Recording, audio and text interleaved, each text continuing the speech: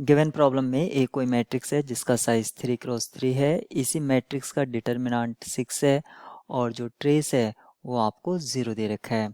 साथ ही साथ हमें ये भी दे रखा है कि determinant of A plus identity matrix इसका भी डिटर्मिनेंट 0 है। हम जानते हैं आइडेंटिटी मैट्रिक्स की सभी आइगन वैल्यू 1 1 1 होती है।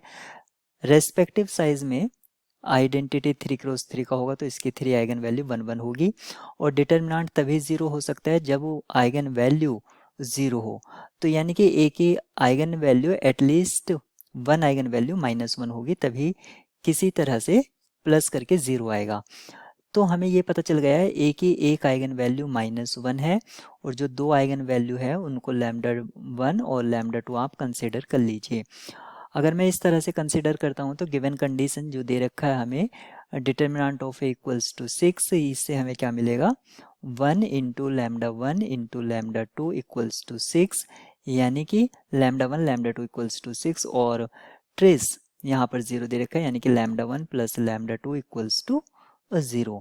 इन दो कंडीशन को अगर मैं यूज़ करके क्वाड्रेटिक इक्वेशन को फॉर्म करता हूँ तो X square minus sum into X plus product equals to 0, ये मेरी क्वाड्रेटिक इक्वेशन होगी। और इस इक्वेशन को मैं किस तरह से लिख सकता हूँ, एक्स या इसका जो सोल्यूशन होगा वो मुझे क्या देगा, आइगन वैल्यूज देगा। तो यहाँ से मुझे λ1 की जो वैल्यू है वो 3 मिलेगी और λ2 की जो वैल्यू है वो मुझे -2 मिलेगी, क्योंकि इन दोनों को प्रोडक्ट करके आप यहाँ पर देख सकते हैं